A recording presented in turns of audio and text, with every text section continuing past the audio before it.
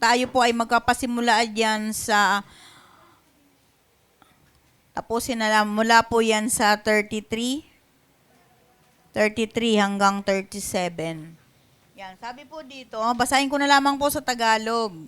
Gawa po ng aking pong teksto, ang aking pong line up ng mensahe ay nasa English po yan. Pero tatagalogin natin yan ng maunawaan po ng lahat. Sabi po sa Tagalog, awit 119 verses 33, ito po yung prayer for understanding. Amen. So sabi po dito, ituro mo, O Yahweh, layunin ng kautusan, at iyon ang susundin ko habang ako'y nabubuhay. Ituro mo ang batas mo't sisikapin kong masunod. Buong pusong iingatan at susundin ko ng lubos. Sa pagsunod sa utos mo, ako'y iyong pangunahan. Pagkat dito nakakamtan ang ligayang inaasam. Itulot mong hangarin ko na sundin ang iyong utos. Higit pa sa paghahangad na yumaman akong lubos. Ilayo mo ang pansin ko sa bagay na walang saysay, at ayon sa pangako mo'y pagpalain akong tunay. Tuparin mo ang pangakong ginawa sa iyong lingkod, ang pangako sa lahat na sa iyo ay natatakot. Pagpalain po tayong lahat sa pagkabasa po ng salita ng Diyos. Aming Diyos na makapangyarihan sa lahat. Maraming salamat po sa gabing ito na sa kabila ng aming buhay na ipinaglilingkod sa iyo at sa aming mga pamilya, narito kami ngayon upang muli na mapunuan ang aming pagkaunawa. Kami ay patuloy na dumudulog sa iyo, na punuan mo kami ng karunungan. Patalasin mo ang aming mga kaisipan at alisin mo lahat ng mga hadlang sa aming paningin, sa aming pandinig, sa aming mga puso, higit sa lahat, alisan mo ito ng hadlang upang malaya namin, Panginoon, na maunawaan ang mensahe ng salita mo na aming napakinggan sa gabing ito. Panginoon, gamitin mo po ang iyong lingkod bilang alulod ng mensahe mo para sa aming lahat ngayon. Gawin mong karapat-dapat na tumayo ako sa kanilang harapan ngayon, Panginoon, at nawa ay mapaluguran kita sa buhay na ipaglilingkod ko sa iyo sa oras na ito. Ang lahat ng ito'y ibinabalik ko po sa iyo sa tayong pangalan ni Jesus. Lahat po na anak ng Diyos ay magsabi po ng Amen. Palakpakan po natin ang ating Diyos na buhay. At minsan po ay tingnan niyo po muna ang inyong mga katabi. Praise God. Ulitin ko po, ang mensahe po ngayon ay more po sa na naka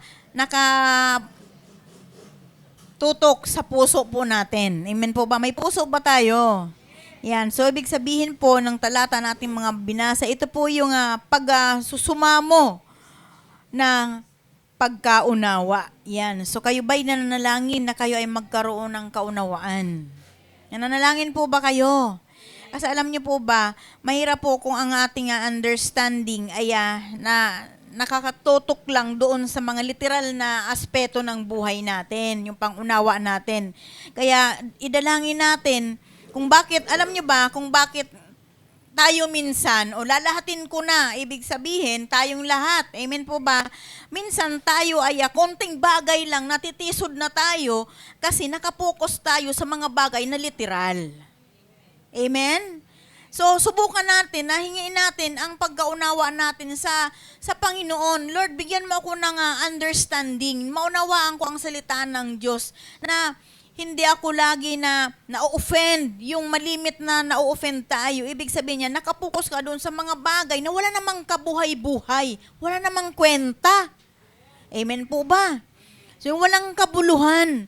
So, hingiin natin sa Panginoon na baguhin ni Lord yung mindset natin. Lord, mula sa mindset na ako ay matampuhin, na mainisin, mainipin, baguhin mo po ako, Panginoon. Bigyan mo ako ng pagkaunawa, maunawaan ko ang salita mo. Kaya nga sabi niya, keep me obedient to your commandments because in them I find happiness. So kung wala tayong pagsunod sa mga utos ng Diyos, hindi natin masusumpungan ang kaligayahan na ibinibigay sa atin ng Panginoon. Amen po ba? Kaya minsan mapapansin nyo, bakit ganun?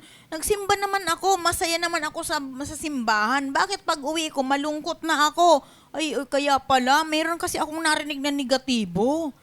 Ay, yung negatibo na yun, hindi naman yun patungkol sa'yo. Amen po ba? Kaya nga sabi nga, kung mag-focus tayo sa utos ng Panginoon, kung mag-focus tayo sa kung ano yung salita ng Diyos na napakinggan natin, doon natin masusumpungan yung kaligayahan. Na kahit wala ka na sa loob ng simbahan, nandun ka na sa pamilya mo, masaya ka pa rin, maligaya ka pa rin dahil naunawaan mo ang salita ng Diyos. Amen po ba? So, sabi nga dito, a heartfelt prayer for divine guidance to love God's word over selfish gain. So, ibig sabihin, yung mga nabasa natin, ito ay marubdob na panalangin na nangangailangan, kumbaga hinihingi yung banal na paggabay na kung paano natin mahalin ang salita ng Diyos na mapagtagumpayan natin yung mga makasariling hangarin. Amen po ba? So, ang iba kasi sa atin, minsan, kaya tayo nagiging ganun kasi makasarili tayo. Amen po ba? So, subukan natin na kumawala doon sa pagiging makasarili. To guard one's focus against worthless distraction. So, kung bakit si Haring David ay mayroon ganito na mga pananalita. Amen po ba? Sapagkat, sabi nga niya, mawala yung kanyang focus. I-guide siya ng Panginoon doon sa focus na kung saan mawala yung kanyang pagtingin doon sa mga walang kabuluhan, doon sa mga distraction. Ay, distraction lang yan. In Jesus' name, distraction. Kung mawala ka, umalis ka dyan sa buhay ko. Pero kapag minamahal natin, kapag in-spoiled natin yung distraction sa buhay natin, mananatili yan. Kaya lagi tayong distracted. Lagi tayong parang wala tayong gana kasi yung distraction nandyan sa iyo mismo. Yung puso mo mismo may bara. Amen po ba? Samantalang yung mga kasama mo nagagalak naman, natutuwa naman, may kagaligayahan naman. Ikaw hindi dahil nakapokus ka doon sa mga distraction sa buhay mo. Pero sabi ni David, Panginoon, i-guide mo po ako na mawala ang focus ko doon sa mga walang kabuluhang mga humahad lang sa akin upang hindi ko maunawaan ang salita mo. Amen po ba? And to find true life through obedience to Him. So sabi ni Haring David, Lord, i-guide mo po ako upang masumpungan ko ang tamang buhay sa pamamagitan ng pagsunod ko sa iyo. Kasi kung hindi tayo magpipray, nagpipray po ba tayo? Kung hindi tayo magpipray na i-guide tayo ng Panginoon, mananatili tayo doon sa buhay na kung ano yung kinagis na natin. Amen po ba? Mananatili tayo doon. So alisin natin yung focus natin doon sa mga bagay na walang kabuluhan. Amen po ba? Walang saysay. Hindi yan nakakapagpatuloy doon sa mga buhay na hindi nakakalugod sa Diyos. So mayroong mga aspeto dito sa mensahe na makikita natin. Unang-una, yung heart alignment. Ang ibig sabihin nun, yung puso natin dapat naka-level ito. Amen po ba? Nakahanay ang puso natin. Sabi nga, Lord, sabi ng psalmist, sabi ng sumulat ng mga awit, he asked from God to incline his heart to his testimony. So sabi niya sa Panginoon, Lord, i-level mo ang aking puso sa patutuo mo. At hindi doon sa pagiging, ano ba yung covetousness sa Tagalog? Sakim. So, Panginoon, i-guide mo po ako doon, i-align mo po ang puso ko doon sa mga bagay na kung saan, doon sa patutuo mo, na maging patutuo ko rin at mawala ako doon sa pagiging sakim. Yung pagiging makasarili, yung walang iniisip, kundi sarili niya lang. Amen po ba? Hello? And this implies that a heart directed toward God's Word fosters contentment. So lagi nating tatandaan, dito sa ating binasa, nagpapahiwatig ito na ang puso natin kapag ito'y nakadirect doon sa salita, dito sa salita ng Diyos, ay makakatagpo tayo ng pagiging kontento. Amen po ba? Kasi kapag marami tayong pinagpupukusan, hindi tayo maging kontento sa buhay natin. Kaya minsan may mga mananampalataya na ang tagal-tagal na umuupo sa simbahan, butas na yung upuan, pero hindi pa siya lumalago. Amen po ba? Nakaka-relate po ba tayo doon? While a heart focused on selfish gain leads away from Him. So ang puso po na hindi nakapokus, kundi nakapokus sa kanyang pansarili lamang na pakinabang, ito ay magdadala sa kanya sa pagkalayo sa Diyos. Kaya lalayo ka. Bakit? Kasi hindi ka na-a-attend. Titigil ka muna sa pag-a-attend kasi nakapokus ka dun sa pagiging makasarili mo. Amen po ba? Ang mga tisod, makasarili yan. Binabantayan lang yan yung mga pananalita na kahit hindi para sa kanya, akala niya sa kanya. Ang mga tisod, tamang hinala yan. Amen po ba? Walang ibang ginawa kundi maghinala ng maghinala. Wala namang katotohanan. Akala niya siya yung pinariringgan. Akala niya siya yung pinag-uusapan. Amen po ba? Kapag tayo kay Kristo, wala tayong ibang pag-uusapan kundi yung kabutihan ng Diyos. Kung hindi yan patotoo, yan ay pagre-reveal ng himala ng Diyos. Walang masama dyan.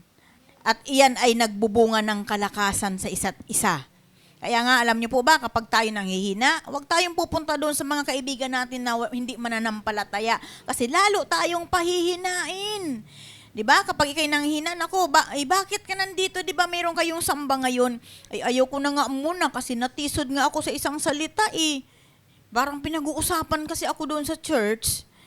Hindi ka naman pinaisip. Sino ka ba naman para laging pag-usapan? Dito, alam niyo po ba kung sino ang mostly na laging pinag-uusapan? Si Jesus Christ.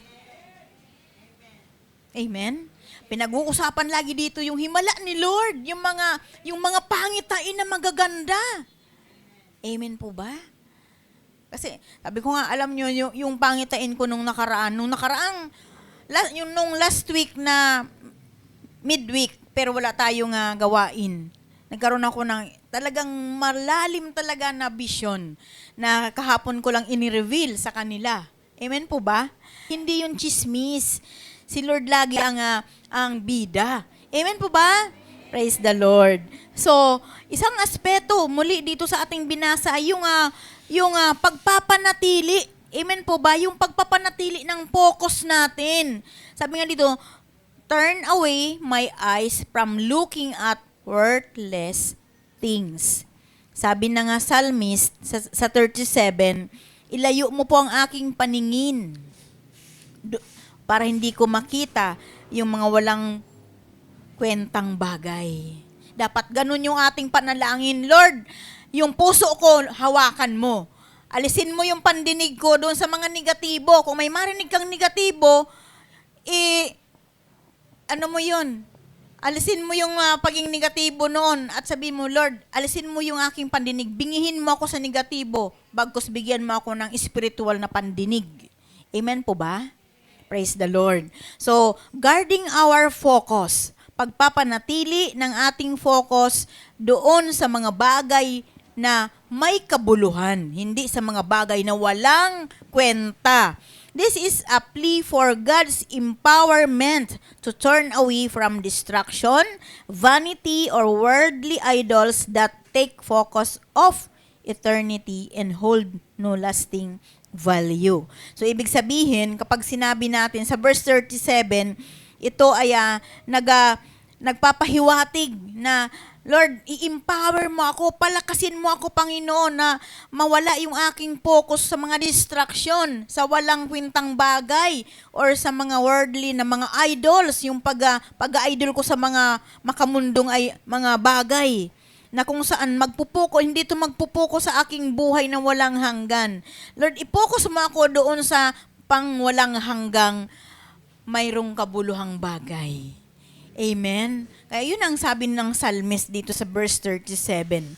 And number 3 na aspeto na dapat nating makita sa mensaheng ito sa atin, yung paghanap ng buhay, seeking life. Also in verse 37, give me life in your ways. Sabi dito sa 37, keep me from paying attention to what is worthless to be good to me, as you have promised. And keep your promise to me, your servant. the promise you make to those who obey you. So yan. So, panatilihin natin ang pangako ng Panginoon sa ating mga buhay.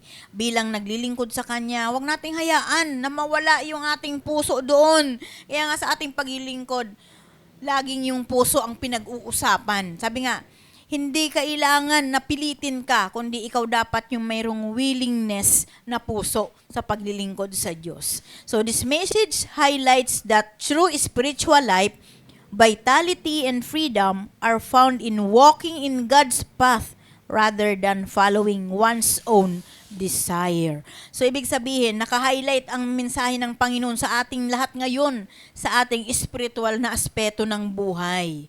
Amen po ba? Yung ating pagiging malaya na maranasan natin o masumpungan natin ang paglakad natin sa daan papunta sa Diyos rather than pagsunod sa ating mga sariling pagnanasa.